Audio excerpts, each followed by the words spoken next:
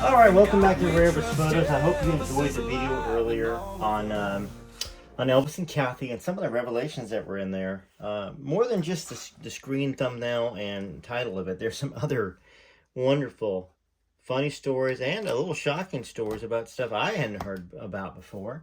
And which, once again, since it's such a rare book, that's why.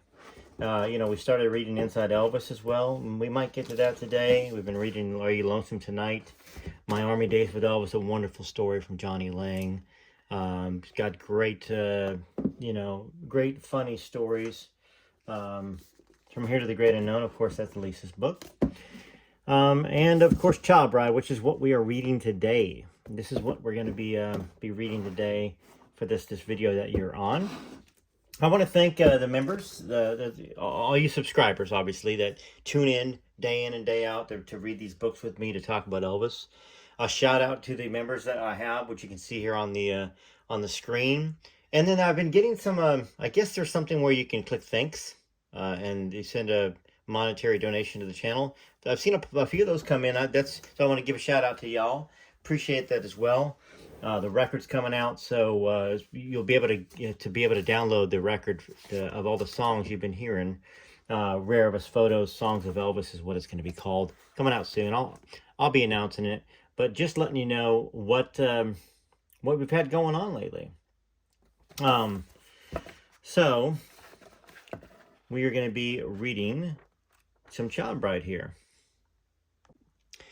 This is where we left off. So we've been talking about Curry Grant and Priscilla Presley sitting down, and the scientific evidence establishing that Priscilla was deceptive or lying on all occasions, for the most part, except for one, and that was just how Curry introduced himself, what his name was. And then that Curry was 100% truthful with everything. So, and we talked about the computerized voice stress test being more accurate than a polygraph. Let's go over those real quick before we continue on just again. So, Gunther found Curry to be telling the truth when he said that Priscilla approached him in the snack bar so aggressively and asked for an introduction to Elvis. That he never told Priscilla that he knew Elvis. He was truthful. He was truthful that he suggested he meet her parents first. He was truthful that it was Priscilla's idea. They used the ruse of going to the movies to be alone. Priscilla said, "Hey, tell my parents we're going to go to the movie so we can be alone." That he and Priscilla did meet in the hills and make out on 4 different occasions prior to her meeting Elvis. That he and Priscilla did go all the way their last time in the hills before he took her to meet Elvis. So basically she traded that for the introduction. That he and Priscilla, so that he did not attempt to do anything forcibly to Priscilla. That he did pick her up at her house on Elvis's last day in Germany. That there were pictures taken of Elvis and Priscilla outside the car. So that's all found to be truthful. And of course, we found that there are actual photographs. So the scientific evidence established that Priscilla was deceptive or lying when she said that she had no interest in meeting Elvis. That it was her idea to have Curry meet her parents. That Curry approached her and asked her if she wanted to meet Elvis. These are all deceptive or lying statements according to the evidence. That she did not know that Curry was a friend of Elvis. She didn't know at all. That she and Curry did not drive up the hills to make out. That Curry tried to take advantage of her on the way home from Elvis's. Found that she was lying, that she blew the horn. So her story, all of her stories, seems to be lies or deceptive. That he pulled the car into a dirt road, not truthful. That Curry took her to the Rhine River and tried to take advantage of her a second time. That she told her parents and Elvis that Curry had tried to take advantage of her. So that was deceptive or lying. That Curry did not pick her up to drive to see Elvis on that last day in Germany. That was deceptive or lying. So that's what we talked about in the last video. If you want to read that whole video, go through the whole video with me, just look in the playlist. Click on Rare Elvis Photos. You'll see podcasts and you'll see playlists. And of course, you'll see the Child Bride one. If you look in the description on each video, it says part 1, part 2, part 3, part 4, part 5. I want to make it easy for y'all. So let's continue on. Okay, so right now, Elvis had just whispered in her ear that he gave her the army jacket like a football hero, and to show you belong to me, and whispered romantically, adding, "I want you to promise me you'll stay the way you are, untouched, and just as I left you." Priscilla later said she felt a chill at Elvis's parting words because he told me he wouldn't know. Scared the daylights out of me. First off, you ain't gonna be scared of nothing if you ain't done nothing, right? That's the general rule of thumb. The fact that she admitted she was scared and she had a chill means that she had done stuff, allegedly, with Curry and maybe other people, including her boyfriend at her time in high school. All right, so Elvis kissed her and got out of the car to board a bus that would take him to the plane. Priscilla headed to the airport numb, as she later described herself, confused by her conflicting feelings for an adult celebrity whose bed she had been sharing for almost 5 unreal months, and whom she believed she would never see again. A gaggle of Elvis's friends had gathered to watch his plane take off. Among them were the Grants and Cliff Cleaves. If there was Curry, it was there that Curry first learned from Cliff that Priscilla had tried to freeze him out of Bad Nauheim the previous November. Elvis had waited to break this news until Elvis was en route home to avoid upsetting Curry. Cliff told me that Priscilla told EP that I was asking too many questions, Curry recalled, and EP just laughed about it. He wasn't going to ban Carol and me.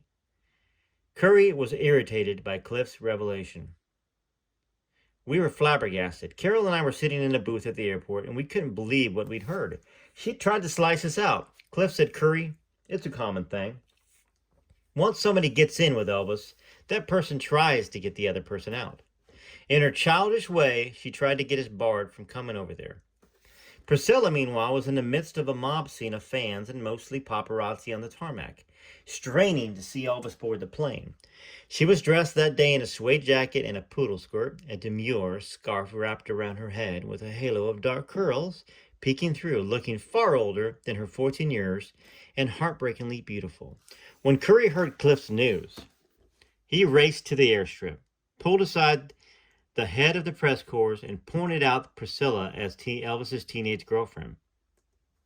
So here's some more stuff that is interesting, different from what stuff I've heard and read and stuff I've seen in the comments. So Curry, why would Curry point Priscilla out? He wasn't mad at Elvis. Elvis didn't cut him out. Now, once again, do we think Curry Grant is a nice person? No, we don't think he was a nice person. He admitted he was a scoundrel. I mean, here he was taking advantage of a 14-year-old, trading physical action to meet Elvis. Basically paying her, in a sense. It's like exchanging money, like a prostitute. That's what Priscilla was, if this is true. Instead of money, he traded a meeting with Elvis. So, let's go here again. Elvis may have revealed Priscilla's name 2 days earlier, but Curry had let the genie out of the bottle. Within seconds, a cordon of paparazzi had formed about her and flashbulbs ignited. An enterprising photographer looking for a dramatic shot directed her to run towards the plane.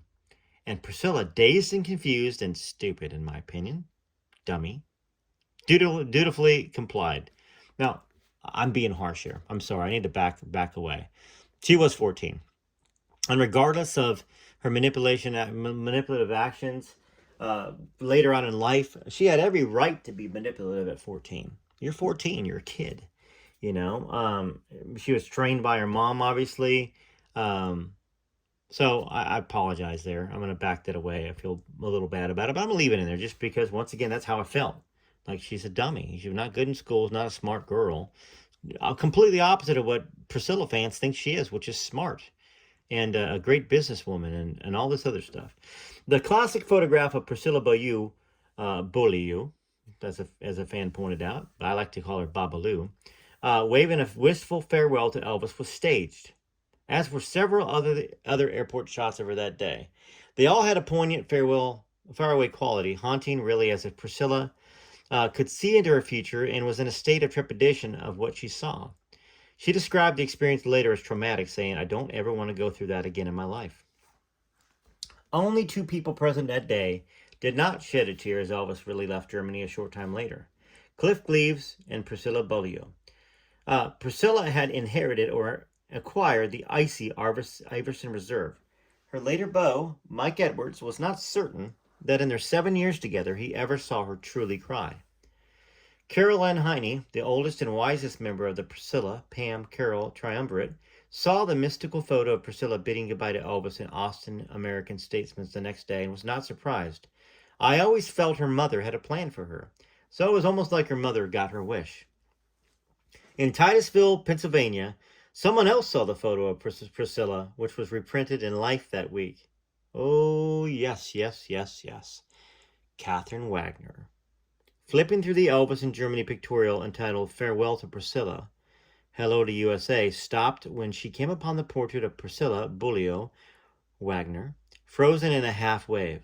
The age was wrong. The magazine said she was 16, and the surname was not her granddaughter's, but Catherine Wagner recognized the face in the photo, for it was the same, she was certain, as her dead son, Jimmy.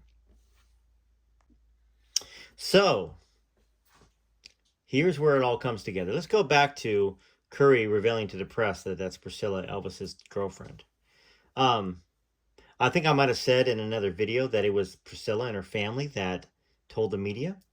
And I don't know where I read that or saw that, but apparently, according to this book, that's inaccurate. Elvis mentioned that he was dating a girl that was 16. The family confirmed it with the press, so they were talking to the press. But then Curry, and then of course she's at the airport, then Curry pointed out to the press that that is Elvis's girlfriend. So this is an interesting web that is being woven. That was woven back then. And then you got Catherine Wagner, who sees her granddaughter for the first time in, 11 years? Something like that. 10, 11 years. Two-timing Elvis is the next section of this book. So leave me some comments about what you think about that. As I know you will. I think you can write a comment while you're still watching the video, or if you want to wait until you're done reading all this stuff. Let's continue. Chapter 15, Two-Timing Elvis. Catherine Wagner had been waiting 11 years for a sign, some glimmer of her granddaughter's whereabouts.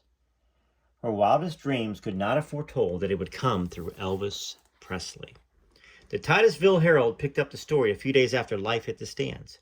I'm almost positive it is my granddaughter, Mrs. Wagner told the local paper. I want proof.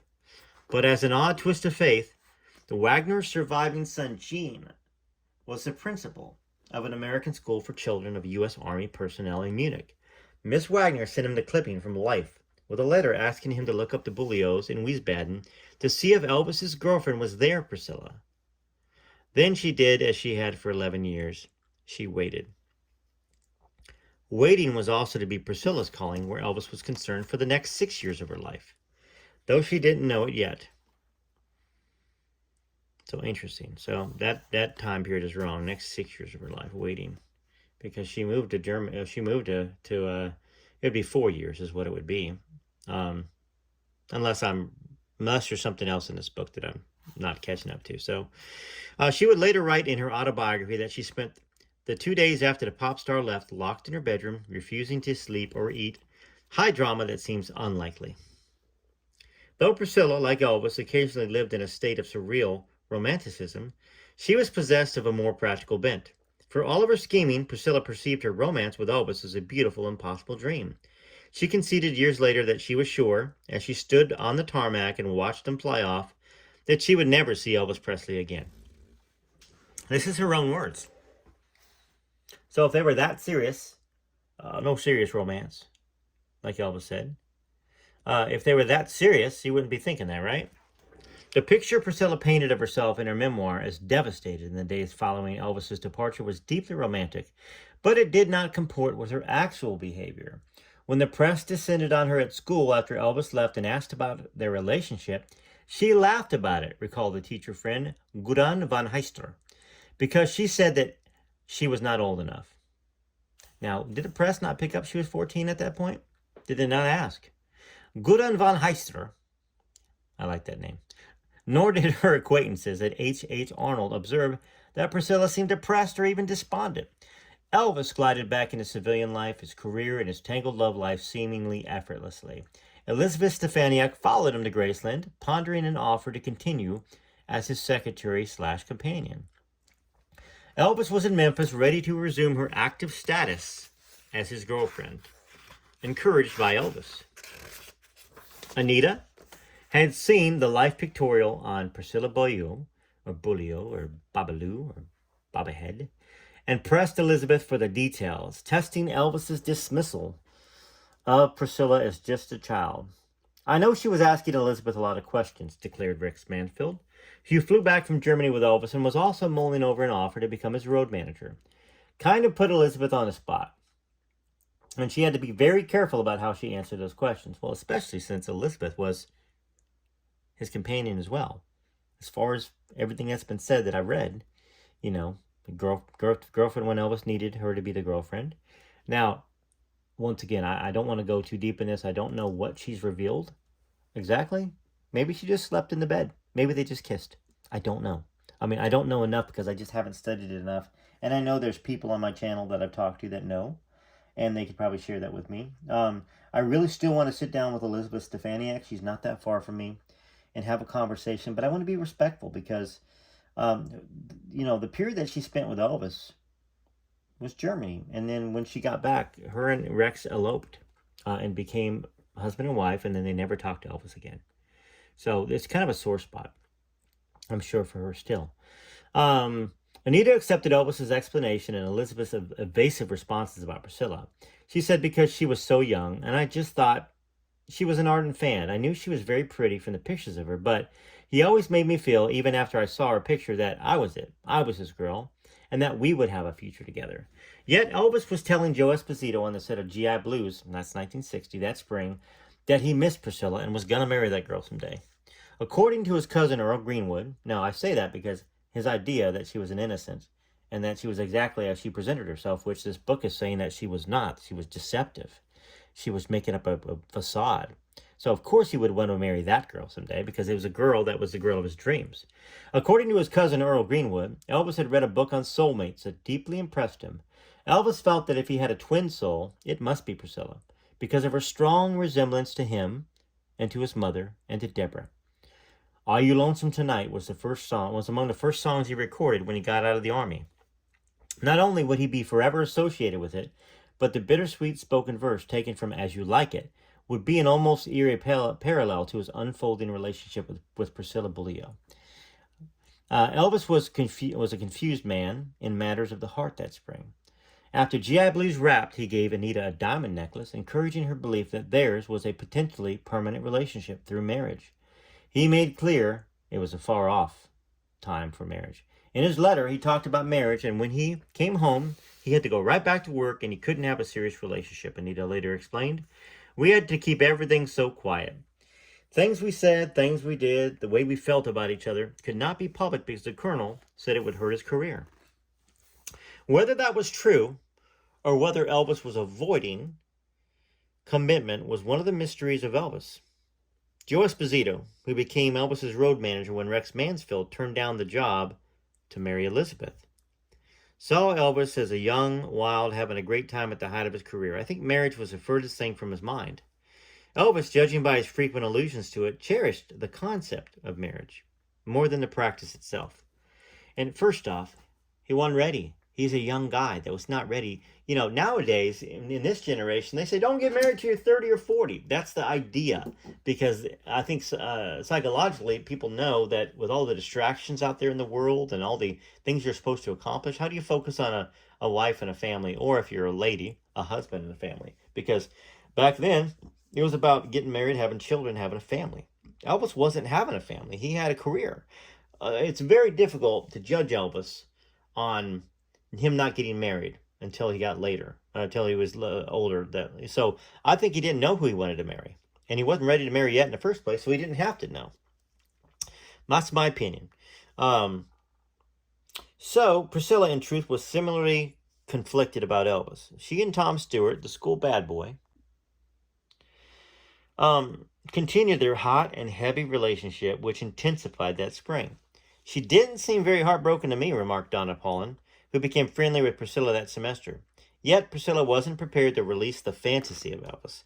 With her driven, goal-oriented personality, she continued to analyze and scrutinize the competition. When Nancy Sinatra met Elvis's plane in the United States to promote his appearance on the Frank Sinatra TV special, well, the press linked the two of them. I used to wonder if he dated her, conceded Priscilla. I used to envision him dating her, and I would talk myself out of it. I know she's not his type. It's not something I know he's attracted to. She wrote him girlish letters on pink stationery addressed to Joe that amused Elvis's office staff, his cousin Patsy, and his Aunt Lillian. Priscilla's parents emphatically had not let go of Elvis. Al Corey, who dated Priscilla during a brief breakup from Tom, stopped showing up at her house, he recalled, because the Bullios made him feel unwelcome. The parents would say, "Our daughter is with Elvis Presley. You need to find someone else." Her mother was like a stage mother. "You're seeing Elvis Presley," was said to her more than one time. Al got the impression that Paul and Ann were reserving Priscilla for Elvis. Arranged marriages, those were still a thing, weren't they? We just talked about that. We were talking about that in Are You Lonesome Tonight, about the girl that claims that Elvis and her had a child, and she was part of an arranged marriage at 11 years old, Lucy DeBarbin. And of course, I'm going to be talking with the author, Daria Matera. I think that's how you pronounce it. Soon about that. All right. So, for Priscilla, the Elvis side of her life was becoming increasingly surreal. So 3 weeks had passed before Elvis called her from Hollywood, where he was beginning GI Blues. 3 weeks that must have seemed like 3 months in ninth grade time. Her relationship with the movie rock star idol, though thrilling and exciting on one level, was also torturous for Priscilla on another. She wondered if Elvis would ever call her again. She worried about how serious he was with Anita, and she bedeviled herself with images of him romanticizing his latest sexy co-star. Her fears were not unfounded, for Elvis had begun an affair with Juliet Prowse, his leading lady in GI Blues, and also Frank Sinatra's girl, if y'all didn't know that. They had an affair while she was with Frank. Now, maybe they had a bit of an open relationship. I've read some of that stuff. Regardless, Priscilla's worrying all that stuff. Part of that has to do psychologically when you're a teenager and everybody knows you were with Elvis, or, if you're not with Elvis anymore, well, guess what? You got dropped like a hot potato. That's going to be a very negative thing to a young lady.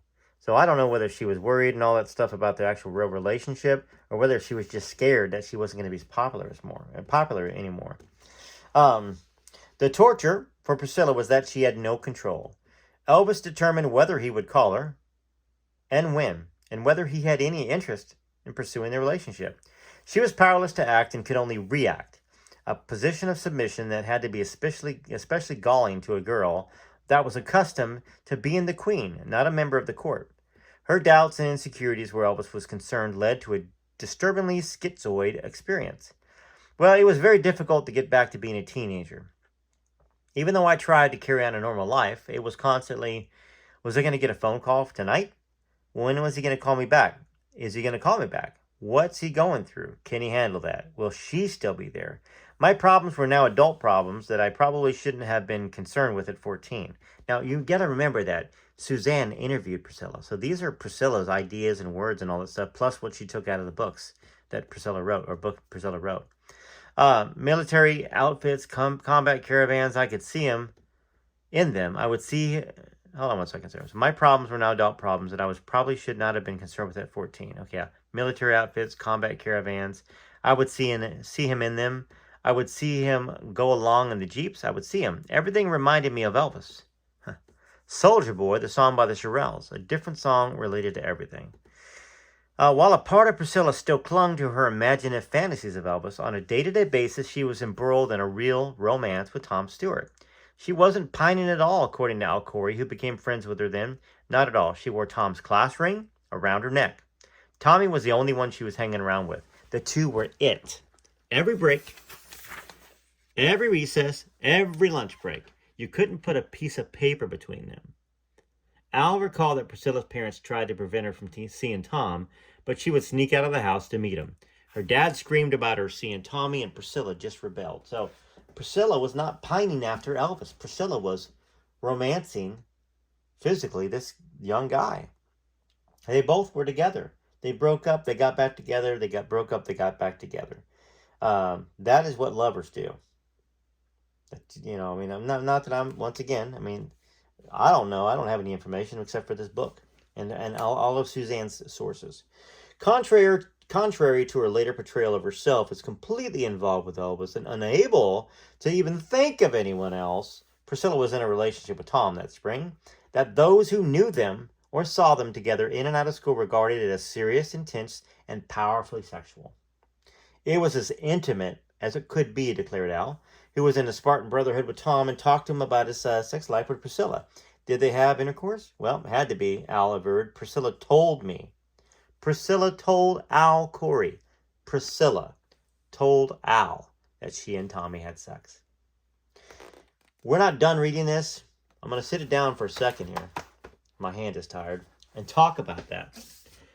All right, so I know there's going to be some Priscilla fans that are on this page. This Al Corey guy, I mean, is he telling the truth? Are all the other people at school that were interviewed telling the truth about Priscilla and Al Corey? Knowing what you know about Priscilla and her own admissions that she begged Elvis to go all the way, and he wouldn't. It sounds like that's a girl that wants to. Now, once again, am I saying that it's not that's not healthy? That it's not a physical desire? No, not at all. I mean, I am not in any way judging her upon what she did or what she didn't do. We all kind of judge Priscilla on what she claims is the story versus what we all think occurred. So Al Corey says that Priscilla and Tom went all the way. This is the spring of '60. Elvis had just left. Elvis said, "I will know." Now, kind of funny. Once again, do we truly know? No, we don't know. We know scientifically now that you don't know. There's no proof of it. But back in those days, very old school, very old fashioned. And for Elvis, his idea, I think, was that he didn't want anybody that would hurt him. Anybody, he was an insecure fella in a lot of ways from what we know because of the way he was raised with his mom and his dad. But I'm not done reading. I just wanted to put the book down for a second because I kind of forgotten when I went through it the first time. I read I read all of it, I think, most all of it in an ebook. I forgot that. So, Priscilla and Tom Stewart had a hot relationship, confirmed another Spartan who was close to Tommy. It wasn't across a milkshake at the snack bar. She was wilder than that. Stewart was wilder than that. This is the guy that went down and visited women of the night and paid them. Our group was wilder than that. Al Corey would know. 3 guys know, not including Tom Stewart, and I'm one of them. I do know the story firsthand. If so, Priscilla Beaulieu, or Bobblehead, was certainly not a virgin on her wedding night. By the age of 15, she had allegedly had intercourse with Curry, Tommy Stewart, and Elvis himself. Now, I don't believe that Elvis did. Although, did we read in one of the last chapters that Priscilla told Curry that they did? I don't know. Maybe. The only information that we have that they didn't is Priscilla's information in her Elvis and Me book, that she begged him and he wouldn't do it. But then again, we have the Lisa Marie memoir right here, back here somewhere, From Here to the Great Unknown, where Lisa, we haven't got to that section yet, but I've heard about it in the media, Priscilla told Lisa that she lost her virginity at 18 to Elvis, which would have been in 1963. So I don't know. This is what makes it very interesting, all of this, because most of us don't believe Priscilla. And I normally like to believe people at what they say. But I've seen her not defend Elvis with that stupid Priscilla movie, with the Elvis 2022 Baz Luhrmann movie, which, she gave a lot of input into about who Elvis was. And I just don't, I don't see anything that I've seen or heard from everybody else, like Kathy, in her versions of Elvis. Anyways, let's go back to the book. This is what y'all came here for, so let's continue this. Priscilla not only had her insecurities about Elvis's other women to grapple with, but was also haunted by his farewell warning to remain untouched, or he would know. That was enough to scare the heck out of me, she admitted later. Once again, you're not going to be scared if you hadn't done nothing. Priscilla's life in Germany post-Elvis was not the lonely endurance test she later depicted it as.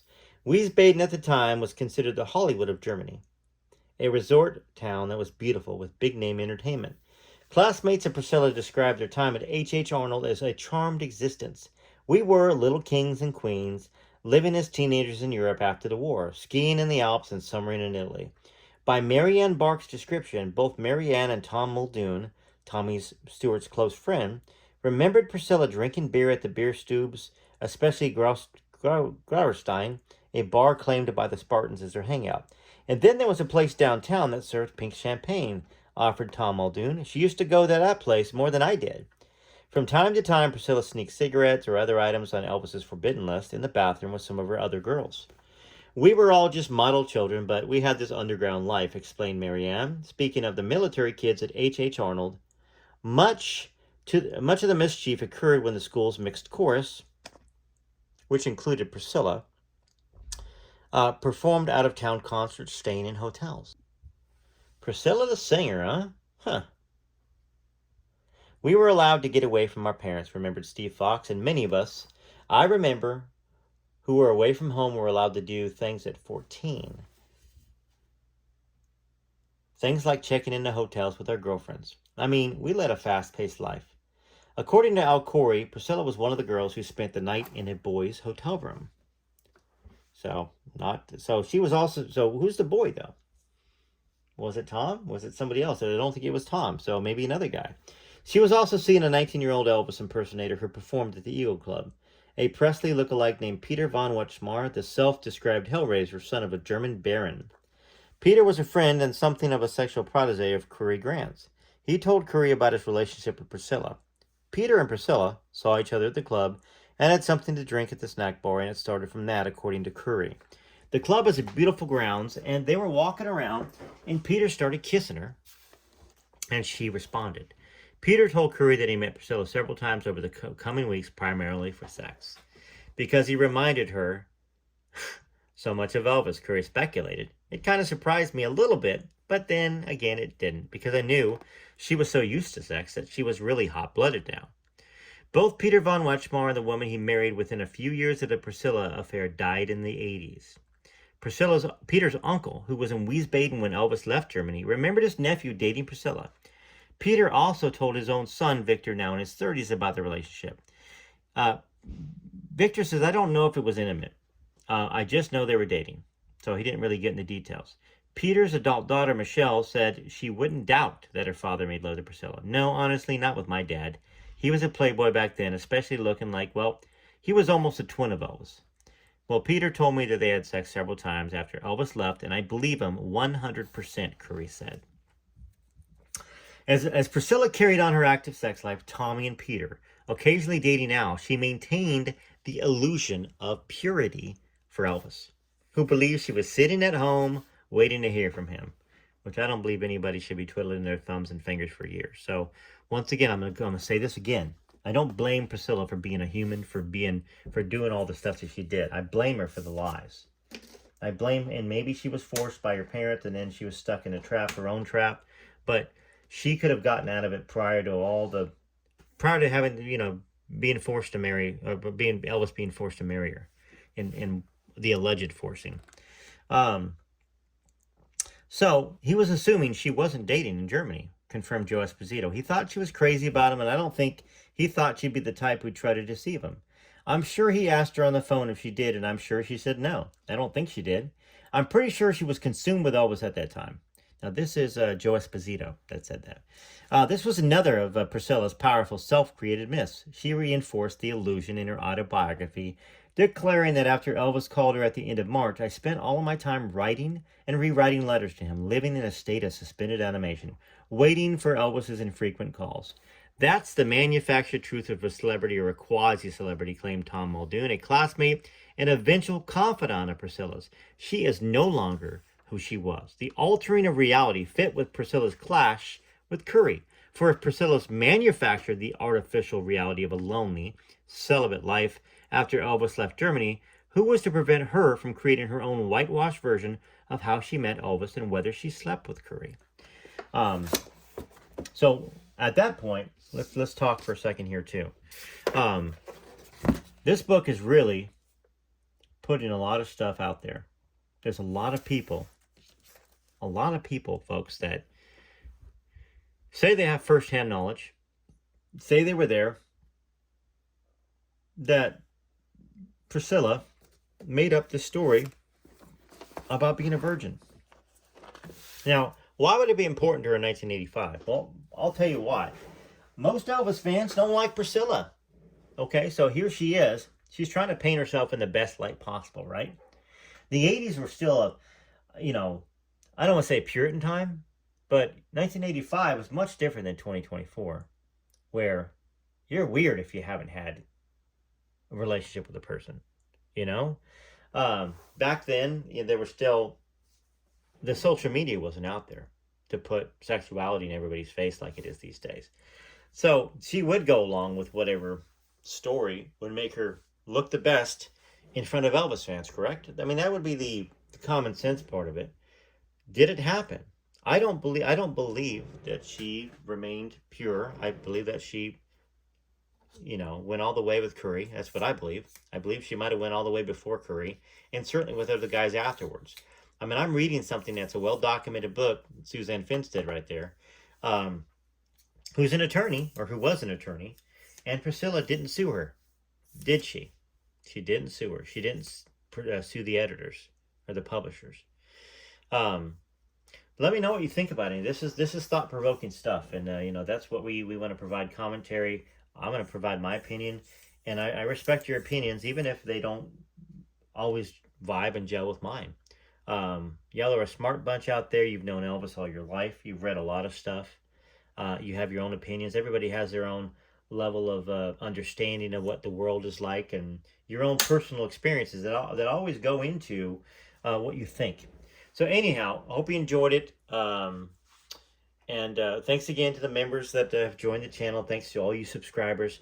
Thanks for watching as much of the videos as you guys do. You ladies and gentlemen are phenomenal. And thanks for the encouragement. We'll continue doing the book reading series of Child Bride, Elvis and Kathy, Inside Elvis, From Here to the Great Unknown, My Army Days with Elvis by Johnny Lang, Are You Lonesome Tonight by Lucia DeBarban and Daria Matera. And we'll get to other books too. There's a lot of books that I have. Enjoy some of the new music coming out on the record.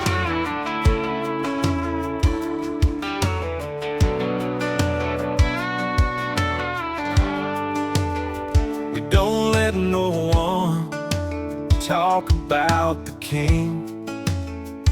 We defend his memory, let Elvis' freedom ring. No ex-wife of his gonna ruin the love we feel. For the boy from Tupelo, then straight to Bill. He changed the world with one move of his hips. He changed the world with one sneer from his lips. There would be no Beatles or Rolling Stones, Tupac Shakur, pop or rock and roll without him. The world is not as bright without him.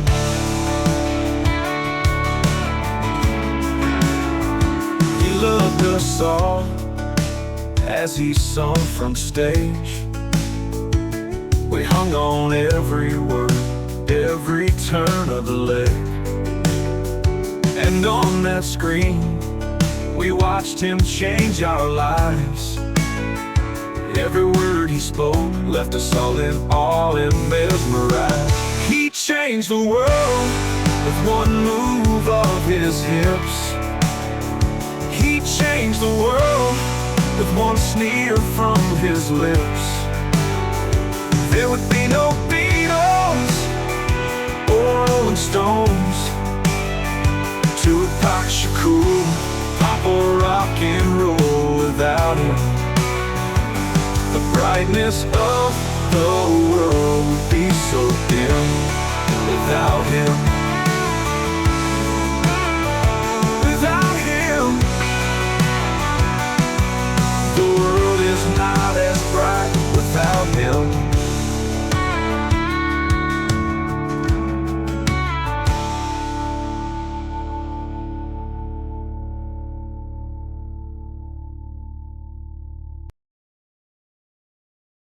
Look for another episode later on today of Are You Lonesome Tonight, and perhaps also From Here to the Great Unknown.